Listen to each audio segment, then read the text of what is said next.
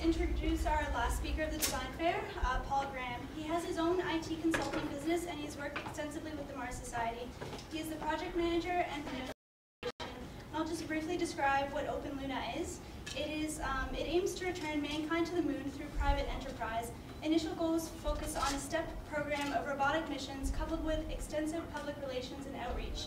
Following these piloted robotic missions, a short series of manned missions will construct a small settlement at a chosen location. So without further ado, I'd like to introduce Paul Graham.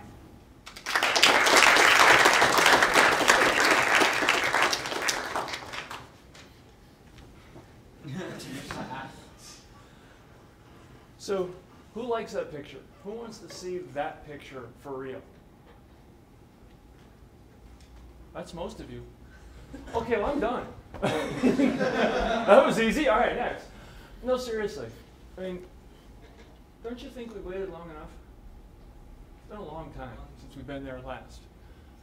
That's what we're trying to do. And that's how I originally intended to start. But then I saw today. Today was really amazing. I saw some really spectacular work today. Y'all did a really good job. I mean, y'all should really give yourself a good hand. After we thank him for having his phone on, I mean, honestly, y'all did some really good work today. I've seen some really spectacular designs. I saw some amazing attention to detail. I saw a couple things that you probably might want to open up a physics book or two. But overall, I was really impressed. And now the question is, now what? What do you do tomorrow? Today was cool. Most of you did this on just as extracurricular. It didn't really mean anything to your grade, right? You're just doing this because you think space is cool. Well, what do you do tomorrow? Now I'm not sure, but I think I'm required by law to give you the, stay in school, get good grades, work hard speech. I think that's what people are supposed to do in these events. But I don't think I need to worry about that in this crowd. I mean, y'all are going on to school, right? And is there anyone here who does not plan to go on to university? Okay, good, because I'd make you leave. So that's just obvious. If you're going to keep on doing this, go to school, get good grades, work hard. Okay, done, I did that. Why? What's next? Why would you want to do something like that? Well, you heard Grant talking this morning. There's a lot of cool things to do out there. There's a lot of cool companies. Canada's space industry is at one of those really rare places where cool things are about to happen. Capital C, capital T. Some really neat things are just starting to happen in Canadian space. The Americans are bowing out. They basically said, I'm done. They're going to keep on trying. They're going to do some things, but they've given up on the moon. They've given up on low Earth orbit. Who's going to fill in the gap? Chinese are, sure. The Russians have decided they're just doing mercenary work. They'll fly if somebody pays them. That's okay. We need somebody to fly. Canada's in a really unique position now, though, to step up and take leadership. Now, I'm not gonna turn this into a bash other space agencies talk, because that ain't it. They're doing some amazing work. They're doing some really cool things. In fact, we're gonna talk with some people this afternoon at NASA who are going to do something that will just blow your mind. It is amazing. You're gonna have a lot of fun with this, trust me. But the other group that's really stepping up is private industry, private space. Almost all of Canadian space is private space. You got OPDEC, MDA, the usual suspects. And then there's other interesting things happening. Who here has not heard of the Google Lunar X Prize? Okay, maybe let me do it the other way. Who here has heard of the Google Lunar X Prize? Because I want to see motion. Okay, cool.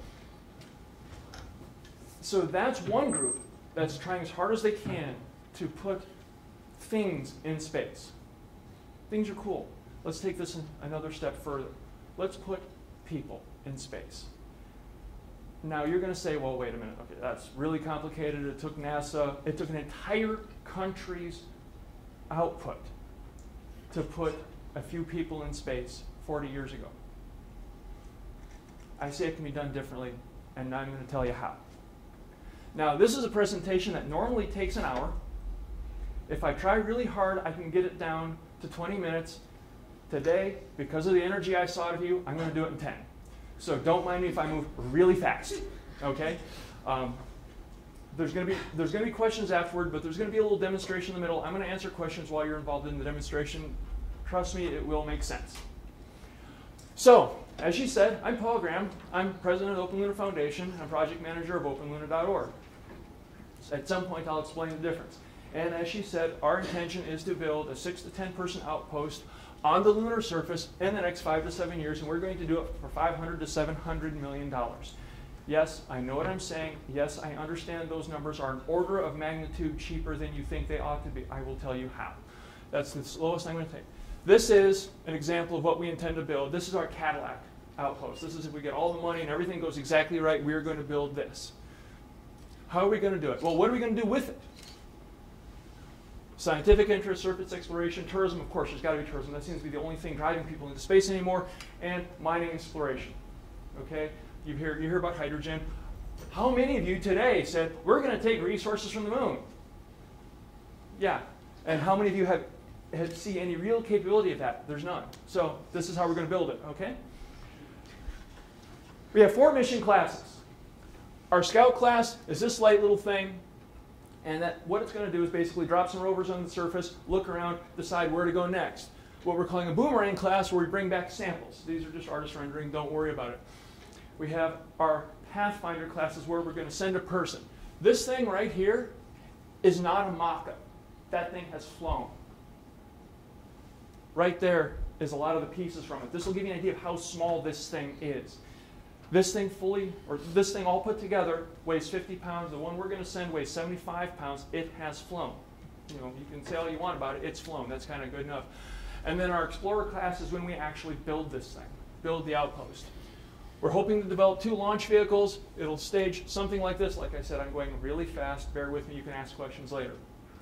It'll look something like this, kind of a horizontal staging rather than vertical. And it works. I'm going to skip the numbers, but I'll let you look at them for a minute.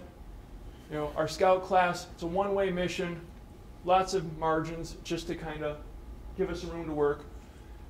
Short hops around to deliver these rovers. Boomerang class, this is where we're bringing the samples back.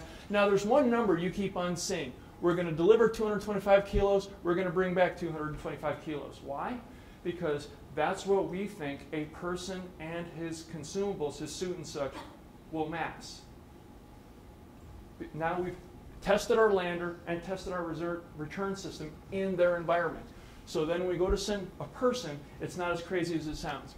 1 person in a suit, no capsule. 2-week stay. They'll bring a tent for emergencies, but that's just for emergencies. I can tell I'm losing somebody here, so I'm going to take a second and tell you about it. What do you really need a capsule for? People, air, okay, a suit can provide air. People will say micrometeorite protection, maybe. It doesn't help. There's nothing out there that won't go right through the skin of a spacecraft. And now you've got a bigger target rather than a tiny little target. Temperature regulation, you can do that the same thing with a good suit. The suits that we're using will cool by themselves. They allow you to sweat through them. So that gives you cooling. What our intention is to have solar panels on this lander, and then you kind of duck behind the solar cells as a parasol, so to speak, to let you cool down a bit, or if you need to, you get outside and warm up a bit. So you've got that there. That also gives you some radiation protection, because a lot of the radiation that you need to worry about isn't cosmic radiation, and a capsule won't help you with cosmic radiation. In fact, it might be counterproductive. You know, G-forces? There's no G-forces in space. Not once you're in orbit, there's not. Takeoff and landing, you'll be in an aero shield, you know, and you'll be supported enough. Landing, you'll be on your back in an inflatable heat shield. Did I say that? Yeah, inflatable heat shield. There's been some studies on that. Georgia Tech's done some good studies on that. GE's done some good studies on that. The ESA has done some good studies on that, along with the Russians. Inflatable heat shields will work. And the great thing about inflatable heat shields is they work best with light cargoes. 225 kilos is a very light cargo. So you know, you were covered. You don't need a capsule. It's convenient.